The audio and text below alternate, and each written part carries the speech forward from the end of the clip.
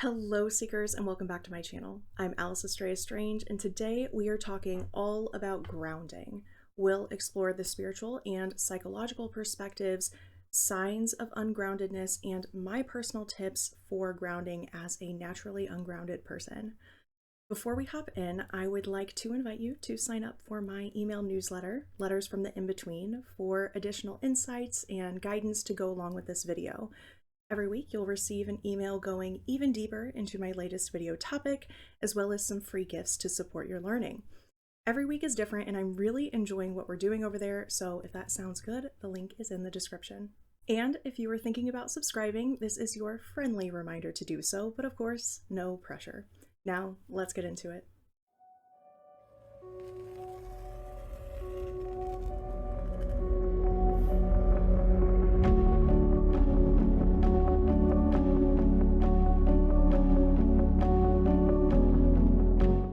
Now let's talk about what grounding even is. In the spiritual and magical perspectives, grounding is connecting your energy to the Earth's energy. The benefits of this include stabilizing your energy so you can function as a human better, as well as tapping into the external energy sources to power your rituals, such as the Earth's energy. That's one way people like to do that. And tapping into external energy sources is how we do really big magical workings without draining ourselves and ending up feeling totally wiped afterwards. Most commonly, grounding is done in a meditation style or a visualization in these spiritual spaces. Often you'll see this as a grounding cord, like a cord coming out of your root chakra and down into the earth.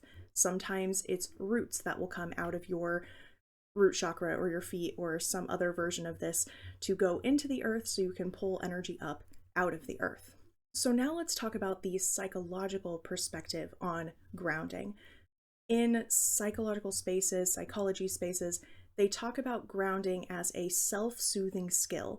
This helps you when you are feeling super overwhelmed by emotions or really scattered. It helps you bring yourself back to earth, like come back down to earth.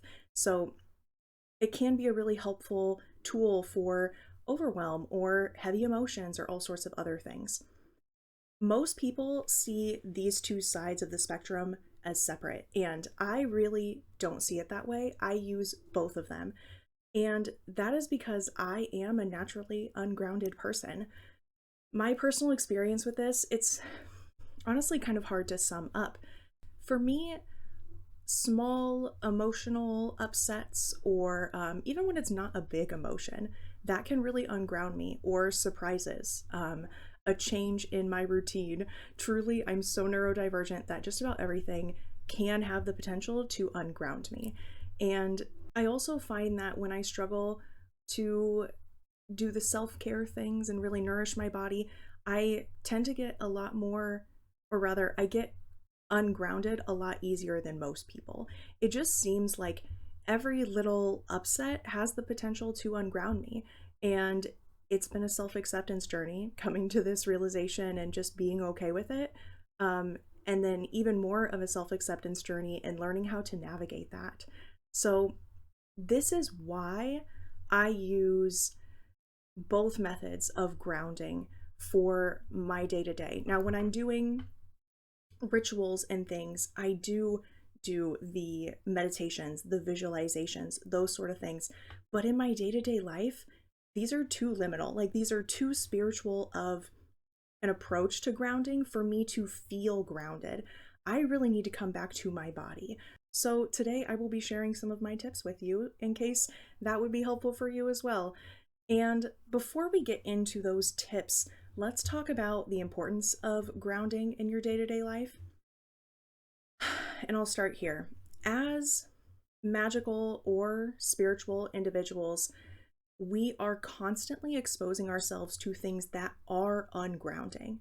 Every time we do a magical working, casting magic, doing energy work, visualization journeys, I would say most meditations, these are all really ungrounding things. They bring you out of your body. It's often the goal of spiritual and magical practices to leave your body or become detached from the body, to astral travel or to journey or to meditate and visualize these things and all the stuff, right?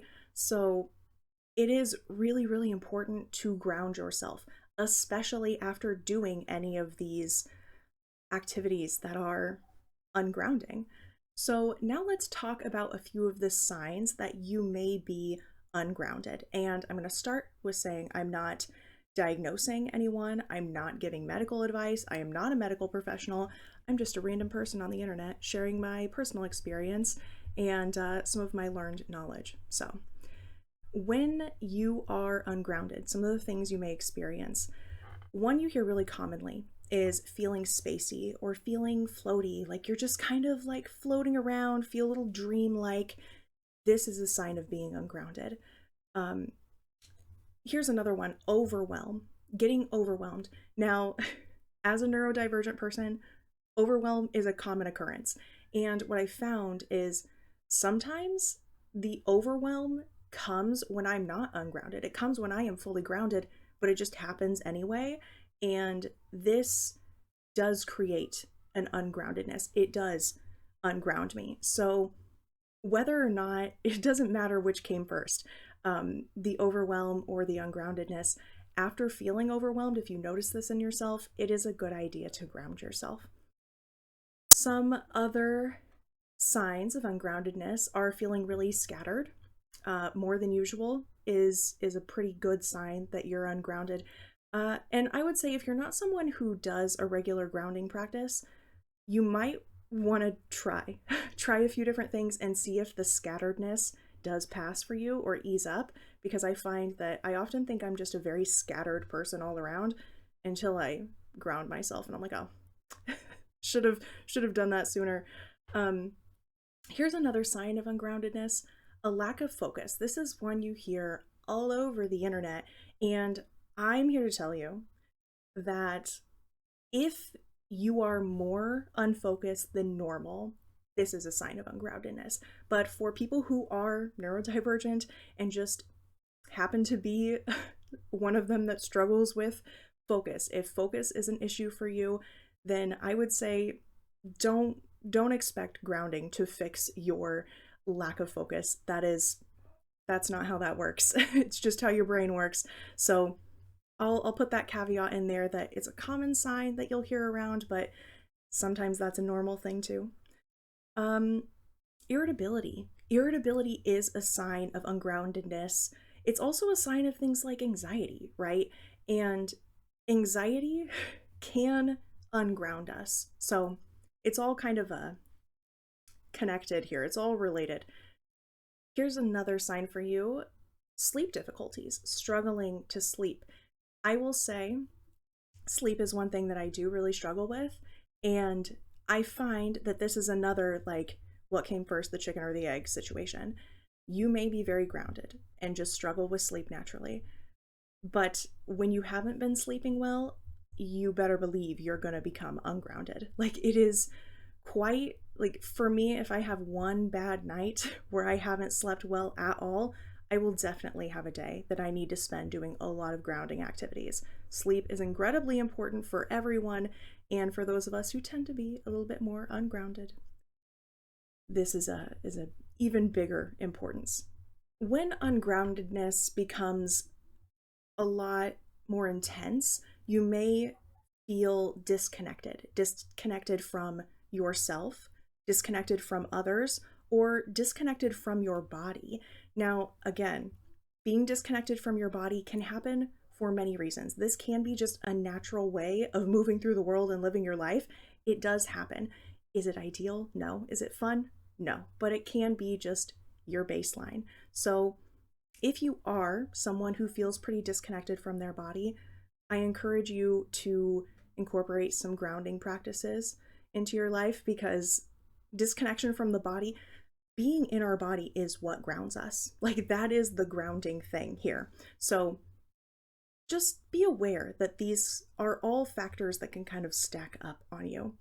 When ungroundedness gets a little too far, we're talking like all the way on the intensity scale, all the way to the intense side of this scale, you may find yourself dissociating. I think this is something that gets talked about a little bit.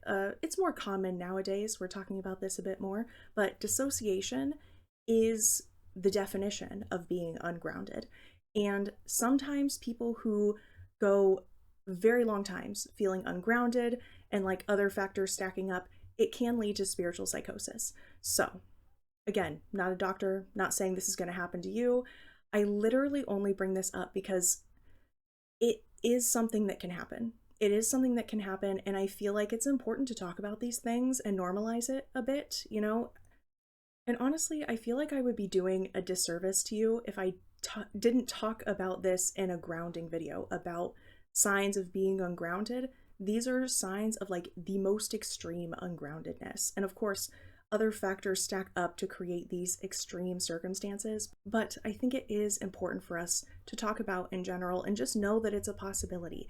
Everyone thinks that this won't happen to them. That's the scary part, is everyone thinks that it would never happen to them, and then it does. No one says, oh yeah, I think that'll happen to me one day. I think one day I'll just like end up in psychosis. No one says that. And sometimes people who are very grounded and very functional end up falling into these things. So, as spiritual people, as magical individuals who are constantly exposing ourselves to ungrounding situations, please be careful. Please ground yourself after ritual, after energy work, after meditation, etc. All right, let's talk about some of my tips for everyday grounding. Like I said, I use meditations, visualizations before rituals, but these are my day-to-day practices. These are the things I do during my everyday to make sure I stay grounded. And also after a magical working, I do like to do these very physical, mundane sounding grounding techniques. So I encourage you to find things that feel good to you, find things that are accessible to you, and play around, explore these things, because all of them are pretty accessible and all of them are really fun. In my opinion, they can be super fun and you can make them magical. So when we talk about grounding in general, from the psychological perspective, we are engaging our senses. If you are disconnected from your body, if you're floating up here and you need to come back to your body, you do that by engaging your senses. And this can be super fun, like I said, depending on what sense really resonates with you, like which sense is your strongest or whatever. So let's start with the sense of touch first. This has so many grounding techniques. These are all things that I personally use. So one of them, if you're in a hurry, splashing your face with cold water. This is just such a wake-up call. This is like something I was told by like my grandmother to do when I was young, like, oh, you need to go splash your face with cold water. And honestly, it works. Honestly, it does work. For a stronger sort of grounding in the same vein, you can take showers that are cool, cold showers, cool showers, or taking a regular shower that's really hot, and then at the end turning the water down to like a lukewarm or slightly cold temperature. It really brings you back to your body, and it's actually pretty good for you. For a lot of us out here who have chronic pain conditions, playing around with cold showers, actually, I found it really helps me. So I'll leave that there. But this is also a fun way to connect with the element of water. If you're someone that really loves water, if that's your thing, then I encourage you to play around with this. You can go as far as to like ask the water to help ground you. Another way to engage your sense of touch to ground yourself is cozying up, getting cozy clothes, really fuzzy blankets, like a nice texture, a good feel. This level of like coziness and comfort, the textures really do help us come back to our bodies in a really pleasant way too. I know the cold water can be unpleasant, but this is a really fun, pleasant way, and also great for us going into like fall and winter. Love that. Another option here is a weighted blanket. If you are someone who has a weighted blanket or has considered getting a weighted blanket, I think they're a lot less expensive than they used to be. So weighted blankets, honestly, for me, are a really good way to ground my body. Oh, another way to use your sense of touch for grounding is self-massage. Truly, it can be as simple as like rubbing your hands, rubbing your arms, and really just like squeezing. The act of like gripping hard on something, I find does help ground me, especially when I'm like in a moment of, I guess, like high anxiety or like feeling super ungrounded. If I'm getting hit with an emotion, squeezing something helps so much. So, this is both the squeezing aspect and the massage aspect. So, if you're someone who likes to do these things or you need an excuse to do some self care, self massage is a great one. Incorporate some like great smelling massage oils. We'll talk about smell in a minute, but massage oils are a great way to just make you feel so pampered and cared for by yourself, which is honestly a great thing to do. I feel really lovely after just giving myself the time to do those things.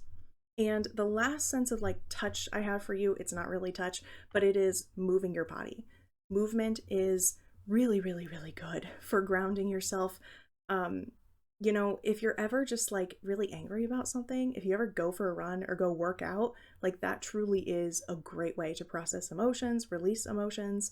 But even if you're just doing stretching, yoga, tai chi, qigong, like whatever is your thing, whatever your jam is, moving your body is a really, really good way to ground yourself because, again, we're trying to come back to the body. All right, and then we have this sense of smell, as I mentioned.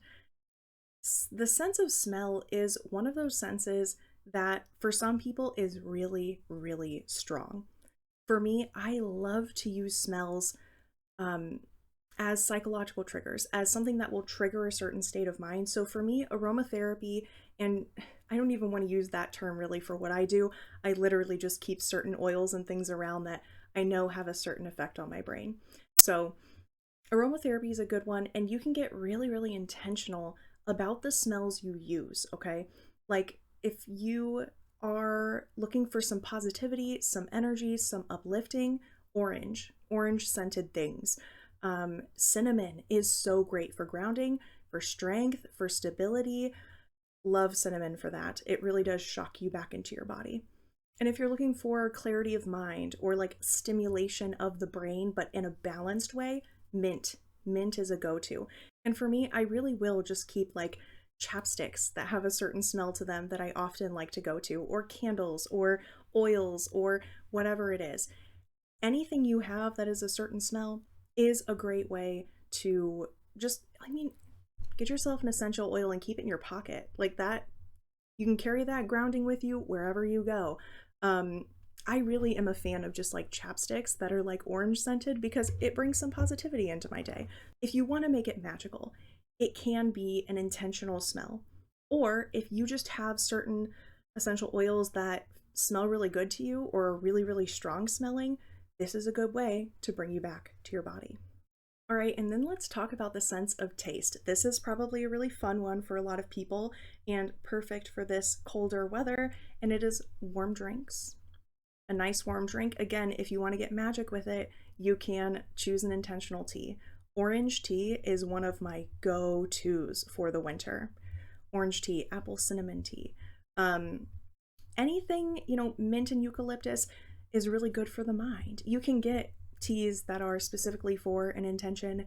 You can also just use whatever you have and let that warmth and that taste bring you back to your body. It will help you ground whether or not you have an intention behind it. It's just the nature of coming back to your body, being grounded, but also magic is fun and we like to do magic. So if that makes it extra special for you and it makes you want to actually do it like it does for me, that's a good hack for your brain.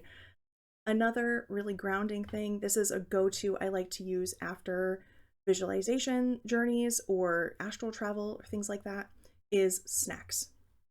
Putting food in your body is grounding. There's a lot of spiritual traditions that say fasting, like fast before certain rituals, fast before certain meditations, because it ungrounds you. So snacks are really grounding. And there are particular foods that are more grounding than others, and we'll talk about those toward the end of this video. But one other grounding technique for the sense of taste is mindful eating. This has been coming up in a lot of the communities I'm in currently. I've had a lot of questions posed to me about this in the past couple weeks or so. And mindful eating, this is just really taking the time to focus on your food without getting distracted, without thinking about your day. This is a chance to just sit down and clear your mind. Focus on what is right in front of you in this moment. So, if you don't know anything about mindful eating, here is your beginner's breakdown. Have your food in front of you. Take a bite. Whatever you're eating with, place that silverware down and eat this food with your eyes closed, really just tasting it, focusing on the texture, keeping your mind clear. Let yourself fully chew and swallow, and then take another bite until you've worked through your whole meal. Like, truly, that is all it takes. Don't let your mind stray. Don't be worrying about the next thing you have to get done or what's going on later today. Just focus on what you are tasting, what you are feeling in your mouth, what you are smelling. You can look at your food. That's another way. And I'll say another aspect of mindful eating that some people incorporate is really thinking about everything it took to get the food from where it began to your plate. Like, what farmer grew these vegetables? Think about all of the time spent to grow this food. Think about the person who had to harvest it. Think about the people who loaded it up in the truck and sent it to the store, the person who stocked the shelves, the person who, like, all of the things that came together for it to be in front of you right now. It's just a really good way to kind of zoom out and be a little more present in the moment, be a little more mindful of everything that came together for this to happen. It's also a really good gratitude practice. So those are my tips for the sense of taste. Now let's talk about the breath. It is like truly a fact that if you pay attention to the way you're breathing, you can tell a lot about what your mind is doing and what your emotional state is at the time. So when it comes to grounding, being aware of the breath and intentionally breathing can be really, really helpful. So you can do breath work, guided breath works. Those are things that exist. They're out there all over the place. You can do that to ground yourself. Though I will say a lot of them are not very grounding. A lot of them are very stimulating and very activating. So maybe don't go all the way to breath work, but there are like breathing exercises, square breathing. I do believe square breathing in for a count of 4, holding for a count of 4, breathing out for a count of 4, and holding again for a count of 4, and just repeating that. There's another technique, I'm not exactly sure what it's called, but you breathe in through one nostril and then you exhale and then you breathe through the other, and you're essentially just like flipping which nostril you're breathing through.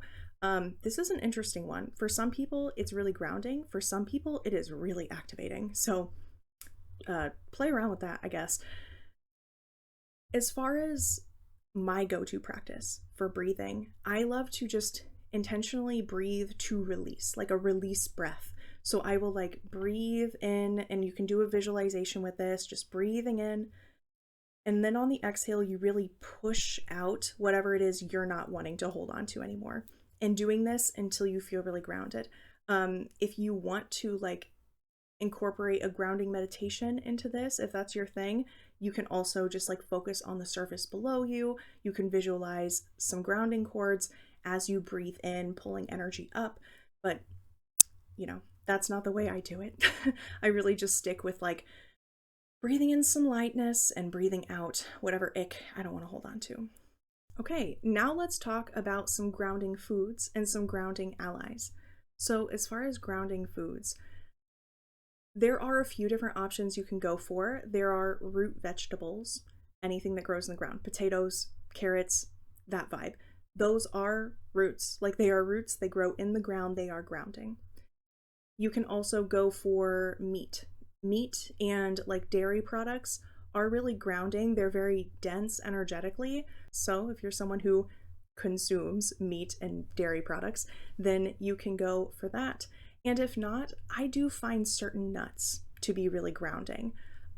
Peanuts tend to be pretty grounding for me. But again, play around and see how you feel after eating certain foods. You'll start to notice if you feel heavy or dense or sluggish after eating food, that's your sign that it's a grounding food. And if you need to ground, you can consume that food to bring yourself back. And since this is a magic channel, since we talk about magic on this channel, we're going to talk about some allies you can use in your rituals, in your spell work, in your day-to-day to make yourself feel more grounded. So I talk about cinnamon all the time as a grounding herb, but cinnamon is a great one. Put cinnamon in your tea, put cinnamon in your coffee, and ask cinnamon to ground you, or use cinnamon in rituals to ground you. Another grounding ally is salt. Of course, salt comes from the earth. It's technically a rock, it's technically a crystal. So this is a grounding food. Again, you can simply cook with salt, do some magic with your cooking and ask salt to ground you. Or you can just put some salt into a bottle of water. Is that weird? I've had that recommended to me from a mentor of mine to drink water with some salt in it for more grounding and other things. But I do find it works. It's not the most pleasant. I like to usually mix it with some lemon or something to make it a little more palatable, because salty water is not my favorite. But I will say, if that's something you want to incorporate, it's something I do find helpful at times. Another grounding ally for you for food or ritual work is black pepper. Black pepper is, if you ever chewed black pepper, have you ever just like chewed black pepper? Probably not, because it's really unpleasant and it is grounding. So I'm not saying chew black pepper, but I'm saying this is a clue to its metaphysical properties. If it's going to be that unpleasant and just like shock you when you chew on it, then it's probably going to ground you. As far as ritual allies, by far the most grounding thing you can use in a ritual, in my opinion, is dirt. Dirt, soil from the ground. This is grounding. And in the warmer parts of the year, you can put your feet in dirt, and there is some like science to back this up. I have not checked the credibility of these studies and whatnot, but they are doing lots of studies and research on earthing, I think they call it. But also, I keep a lot of plants. So in the wintertime when I can't go outside, I do like to just stick my hands in the dirt and just like rub it between my fingers. It is actually really nice placing my hands on the soil. So if you have potted plants in your house, I encourage you to play around with that too. It does help.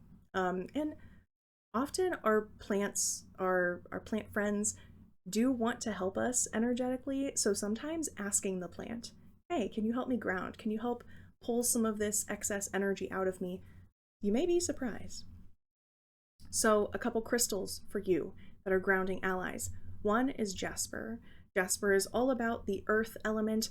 I always wear a fancy jasper bracelet, and I usually have like 5 other types of jasper. It's one of my favorite bracelets to wear, but currently they are decommissioned. And another ally for you is black tourmaline. Black tourmaline is a really good grounding stone. It's also really good for protection and like protecting your groundedness. So either of these stones, if you have them, you can simply carry them. You can also cleanse them and charge them with the intention of grounding. It's truly just as simple as like placing it in a window on the night of the full moon or the night of literally any moon. Placing it on the window at noon. If the stone is safe to be in sunlight, because not all of them are, placing it for an hour at noon to 1 p.m. and letting the sun charge it, and just asking whatever celestial body you are working with to charge the stone with that energy. You can also ask the stone. It's all sorts of different approaches to this, but it can be really, really simple. So if you guys want more information on how to charge items with certain intentions, put that in the comments below, because I could do a whole hour on that topic. So yeah, this can be a super simple practice. Again, it is really helpful to cleanse your crystals in whatever method you like to use every once in a while, just because crystals are kind of like sponges for energy, so they can get a little clogged up. Well, that is all I have for you today on the topic of grounding. I would love to hear if you struggle with grounding as well. And If you have any grounding tips that I didn't mention, share them in the comments below because I am always in the market for new tips. And if you're interested in additional insights and guidance on this topic or joining my free live events, my Discord, it's all in the newsletter and you can find that link down in the description. If you like this content and you want to catch more upcoming magic, this is your final friendly reminder to subscribe if you would like to. Thanks for stopping by my channel. May the energy you give return to you in abundance, and may you always perpetually grow. Stay curious, friends. See you in the next one.